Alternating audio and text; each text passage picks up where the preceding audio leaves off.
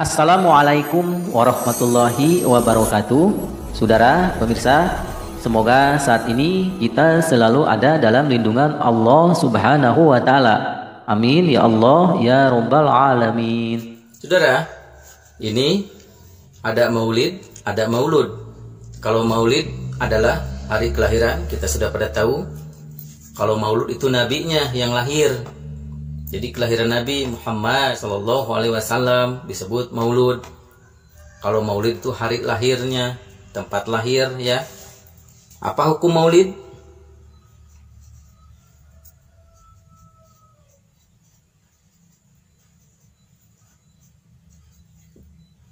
Apa hukum maulid? Apa hukum hari kelahiran? Tanyakan kepada makmu, "Mak, kenapa aku lahir?" Ya tidak tahu, "Nak, kenapa kamu lahir?" "Mak, kenapa aku lahir hari Minggu misalkan?" Ya tidak tahu, Nak. Maunya hari Senin.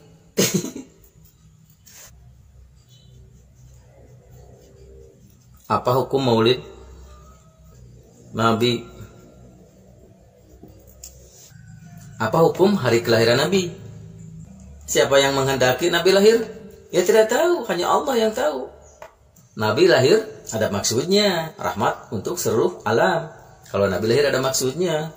Apa hukum peringatan kelahiran Nabi? Sunnah. Sunnah ini. Karena Nabi mencontohkan berpuasa di hari Senin. Sejak kapan ada peringatan Maulid Nabi? Apakah sejak dinasti Fatimiyah? Apakah sejak Khalifah Harun ar-Rasyid? Atau sejak kapan Nabi berpuasa hari Senin? Sejak kapan? Apakah sejak Nabi anak-anak? Apakah sejak Nabi remaja berpuasa hari Senin itu? Apakah sejak diturunkannya Al-Quran berpuasa hari Senin? Ya sejak itu. Ada yang menyebutkan Maulid Nabi bid'ah. Berarti hari kelahiran Nabi bid'ah. Berarti Anda tidak menginginkan Nabi lahir. Jangan sembarang bicara-bicara. Bolehkah kita memperingati hari lahir? Boleh, karena Nabi mencontohkan. Kapan? Ya seminggu sekali puasa di hari kelahiran. Atau mengikuti sunnah-sunnah Nabi. Kalau kita mencintai Nabi. Sunnahnya apa? Memperbanyak zikir, memperbanyak sholat-sholat sunnah, memperbanyak sholat sunnah malam, memperbanyak sedekah, sering membaca sirah-sirah Nabi. Kapan? Apakah setiap hari? Apakah satu minggu sekali? Satu bulan sekali pun jarang. Apakah setahun sekali? Setahun sekali itu harus setahun sekali. Kalau tidak ada peringatan hari kelahiran Nabi di satu tahun sekali, maka kita akan lupa, saudara. Yakin, para pemuda, para remaja akan lupa bahwa ada Nabi Muhammad SAW yang lahir di bulan Rabiul Awal pada tanggal 12 hari Senin. Mereka tidak akan tahu. Diperingati satu tahun sekalipun, mereka belum tahu semua. Anda yang misalkan Anda menganjurkan, cobalah puasa. Kalau kita cinta kepada Nabi, cobalah puasa di hari Senin dan Kamis. Yang menyuruh juga tidak pernah puasa, perutnya masih gendut. Orang yang banyak puasa biasanya perutnya kempleng, perutnya kecil. Kalau tidak dengan puasa silakan, misalkan banyak sunnah-sunnah Nabi yang harus dilakukan. Tidak dengan acara maulud begitu. Misalkan dengan kita mengikuti cara makan Nabi, makannya dengan 3 jari, dengan sedikit kurma dan gandum. Yang menganjurkan harus mengikuti sunnah Nabi, makannya banyak. Badannya masih gede, perutnya masih buncit. Jangan lupa like, subscribe, nyalakan lonceng, pilih semua, dan bagikan kepada teman-teman. Saudara, dalam berakidah, dalam berfikih, menjadi 2 kelompok ini. Kelompok yang berpedoman pada Al-Quran dan Sunnah saja, ini ada pengikutnya. Yang berpedoman kepada Al-Quran, Sunnah, Ijma' dan Qiyas, ini juga ada pengikutnya. Ini pengikutnya orang awam atau yang taklid, ini juga ada orang awam. Yang taklid saja ikut-ikutan, kumaha batur we ngilu. Ini menjadi PS, saudara. Lawan. Yang berpedoman kepada Al-Quran dan Sunnah ini harus jelas. Makanya ada yang disebut pendapat. Yang disebut pendapat itu perlu penguraian, tidak hanya tekstual aja. Yang Anda yang pengikut ini, yang awam ini, yang Anda pengikut ini, yang hanya berpedoman kepada para ustadz yang berpedoman kepada Al-Quran dan Sunnah, maka ikutilah. Fokus, jangan tengok kiri kanan, fokus saja. Apalagi nengok ke sini, nanti akan berdebat para saya. Yang ini, yang memakai berpedoman kepada Al-Quran, Sunnah, Ijma, Qiyas, ini para pengikut. Ikuti saja guru-guru Anda, ustadz-ustadz Anda, ikuti. Tapi ini para ustadz pun, ini para ustadz hati-hati menyampaikan tausiah, berdakwah hati-hati. Jangan sampai kontroversi. Nanti Anda ditilai, ustadz ini ditilai oleh para pengikut.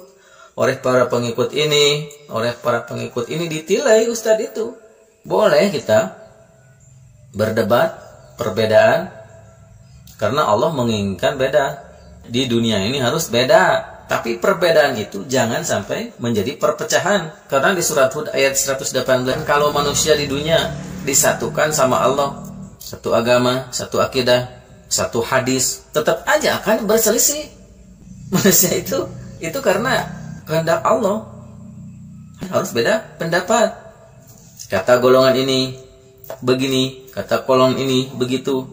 Nanti Allah akan memilih siapa yang paling bertakwa. Seperti di surah Al-Hujurat ayat 13, yang paling mulia adalah orang yang bertakwa.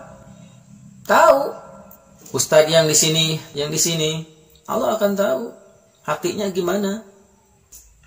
Yang ini bagus, yang berpedoman kepada Al-Quran dan Sunnah.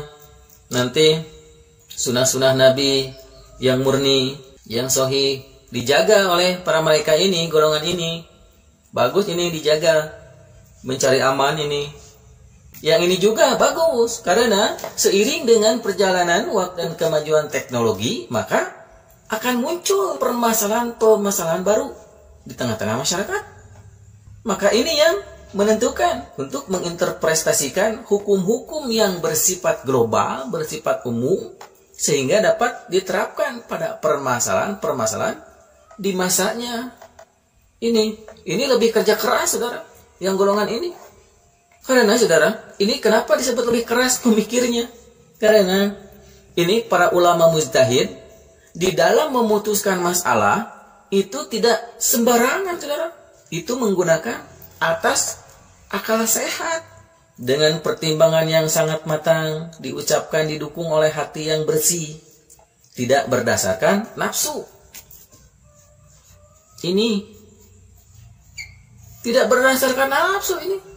Dan batin mereka bukan lagi batin orang awam, ya, untuk memutuskan perkara apakah maslahat, apakah banyak madaratnya.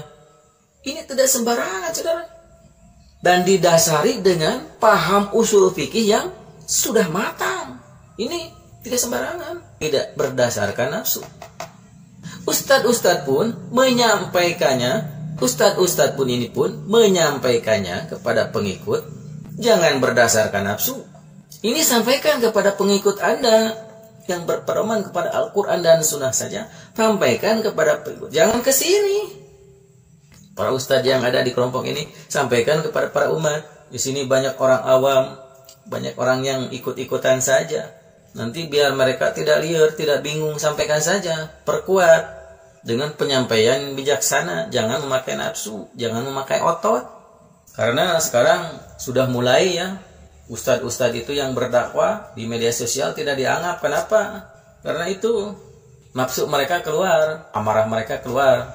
Ustadz dari sini, kalau mau berdebat silahkan, perbedaan berdebat silahkan, berselisih silahkan. Karena dari berselisih itu, dari berdebat itu banyak manfaatnya. Pertama, kita bisa mengkoreksi diri, bisa introspeksi diri. Kalau dari debat, kalau dari berselisih, berbeda pendapat, ini akan keluar. Kebodohan kita akan otomatis dikeluarkan oleh kita sendiri, kecerdasan kita. Karena rata-rata manusia itu ingin menang sendiri, merasa benar sendiri, itu emang manusia. Terus dari perbedaan, dari berdebat itu kita akan belajar tentang adab. Ini kita akan belajar tentang adab menyangkut akidah dan akhlak. Berakidah tapi tidak berakhlak. Ada yang berakhlak tapi tidak berakidah. Ini para mustami, para pengikut akan tahu ini ustadz ini gimana akhlaknya, adabnya, cara berdakwahnya gimana. Akan ditilai saudara. Ustadz yang golongan sini, ustadz yang golongan sini, kalau menyampaikan perbedaan, jangan memaksakan orang lain harus sama dengan pahamnya. Sampaikan saja. Jangan memaksakan orang lain harus mengikuti. Dan terus saudara, dengan berdebat itu, dengan berselisih, nanti kita akan bisa mengontrol emosi. Nanti kita akan menggali terus. Di mana solusinya? Gali terus. Di mana ilmunya? Kita akan semakin menggali ilmu saudara. Dari berselisih itu, jangan takut berselisih, akan berdebat, Allah akan menilai. Hati Anda ditilai sama Allah. Karena yang golongan ini, apakah sudah yakin akan masuk surga? Ini golongan ini dari golongan yang berpedoman pada Al-Quran dan Sunnah saja. Apakah sudah yakin masuk surga? Yang ini ke neraka. Yang ini yang berpedoman pada Al-Quran Sunnah Ijma Qiyas, apakah sudah yakin juga akan masuk surga? Dan yang ini pasti ke neraka. Hanya Allah yang tahu. Yang mau memperingati hari kelahiran Nabi, silahkan ramaikan dengan ibadah-ibadah, dengan membaca sholawat, dengan berdoa bersama, dengan membaca sirah-sirah Nabi. Silahkan 1 tahun sekali. Para pemuda remaja sudah mulai lupa ini. Sudah mulai lupa ke Nabi Muhammad SAW. Faktanya, para pemuda remaja di saat ini, saudara-saudara, lebih hafal kepada para wali. Karena kenapa? Karena karomah para wali. Padahal Nabi itu lebih bermujizat. Ini fakta saudara. Nabi hampir dilupakan, dinomorsatukan para wali yang berkaromah. Apalagi kalau tidak ada peringatan Maulid Nabi 1 tahun sekali. Wah, gimana saudara? Para remaja kita, karena ini para pengikut sekarang yang awam, yang taklid, bingung saudara, harus ngambil yang mana? Bingung. Makanya sekarang banyak yang beralih ke mendengarkan dakwah-dakwah yang lucu. Itu karena jenuh, karena bingung. Mendengarkan wayang golek. Kalau di Jawa Barat, almarhum Abah Asep, itu para pemuda sering mendengarkan dakwah dari sana, masalah tauhid, lebih mengena ke hati karena ada lucunya daripada mendengarkan para ustadz dakwah di YouTube banyak emosi, tidak berakhlak. Jadi intinya adalah silahkan berdebat saudara dalam hal apapun, tapi nanti yang menilai Allah saja, hati kita yang ditilai. Semoga bermanfaat. Wabillahi taufiq wal hidayah. Wassalamualaikum warahmatullahi wabarakatuh.